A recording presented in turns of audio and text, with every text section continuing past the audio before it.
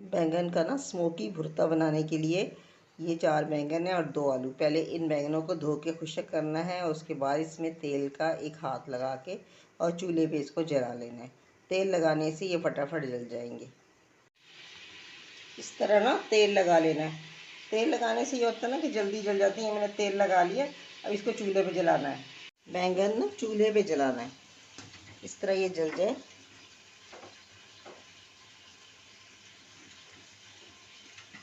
और इस जिल्द स्याह पड़ जाएगी, गूदा महफूज रहेगा, इसका रंग सफ़ेद आएगा।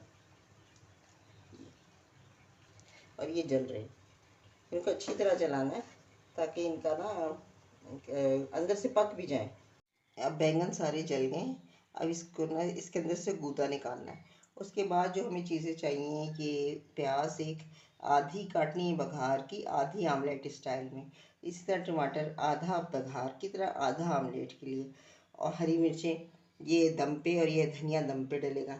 और मसाला सिर्फ नमक मिर्चें और ये थोड़ी सी दही, ज़्यादा नहीं, 1-2 चम्मच डालने।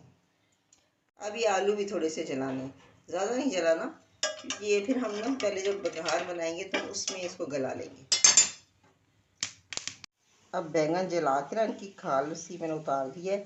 अब इन्हें अच्छी तरह धो के साफ़ करके और फिर मैश करना है। कोई काला कोई ज़र्रा ना जाए, सिर्फ इसकी खुशबू आनी चाहिए, इसका रंग ना ख़राब हो। तेल गरम कर लिया बैंगनों के बघार के लिए। अब इसमें प्याज डाल के कच्ची पक्की करनी है। प्याज का कलर चेंज हो गया थोड़ा सा, देखिए प्याज का कलर थोड़ा सा चेंज हो गया, ज़्यादा नहीं करना। अब ये आलू जो मैंने ना जलाए थे, देखिए कलर भी बदल गया, थोड़ा सा गले, ज़्यादा नहीं। अब ये इसमें डाल दें। तो उससे पहले आलू डाल के ना इनको ज़रा सा गलाना है क्योंकि बैंगन तो जले हुए हैं, बिल्कुल तैयार हैं, तो टाइम नहीं लेंगे। जब ये आलू तल जाएंगे, गल जाएंगे, तो फिर हम इसमें ना टमाटर डालेंगे और नमक मिर्ची। इससे पहले कि प्याज जल जाए और सालन का रंग खराब हो जाए, टमाटर जो आधा बचाया था ना वो डाल दें। और तो इसको पहले भूनना ज़रा सा, फिर इसमें पानी डाल देना ताकि ये आलू गल जाए। उसके बाद हम नमक मिर्च और मसाला डालेंगे। इसको अच्छी तरह भूनना है ताकि टमाटर भी नज़र ना आए ना, गल गल जाए, टमाटर भी गल जाए, आलू भी गल जाए। तो इससे चौथाई कप पानी डलेगा, ज़्यादा नहीं क्योंकि आलू भी थोड़ा जला हुआ है।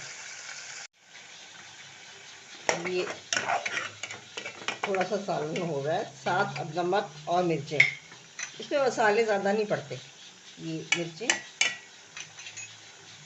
और नमक।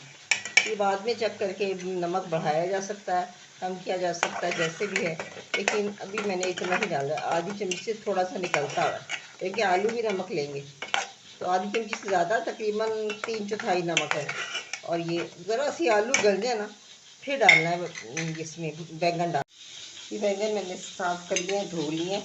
अब इसको ना कांटे की मदद से मैश करना है, पीसना नहीं होता, सिर्फ कांटे की मदद से मैश करना है ताकि इसका ज़रा सा साफ्ट भी बरकरार है ना, बिल्कुल ये क्रीम ना बन जाए। हमने क्रीम नहीं पकानी, हम थोड़ा सा मोटा रखना है और इस तरह इसको चमचे करके कुचल लेना है बस।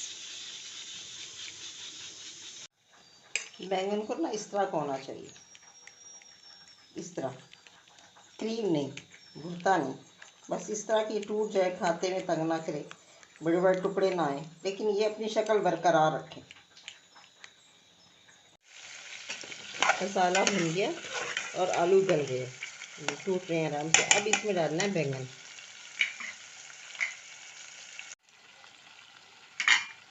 अब इसको भूनना है और थोड़ा सा भून के इसमें थोड़ी दही डालनी है।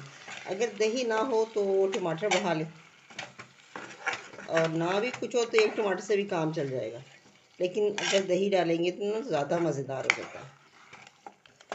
बस ये भून जाएगा तो इसमें थोड़ी सी दही डाल के भूननी है और फिर वो हरा मसाला जो मैंने काटा था वो ऊपर से डाल के चूल्हा बंद कर देना। इसमें अब 2 चम्मच दही डाल दें।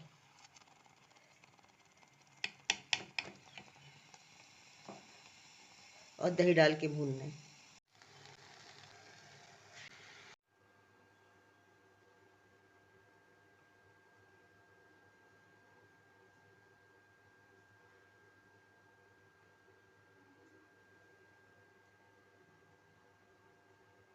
ये घी निकल आया था, ऑयल निकल आया था।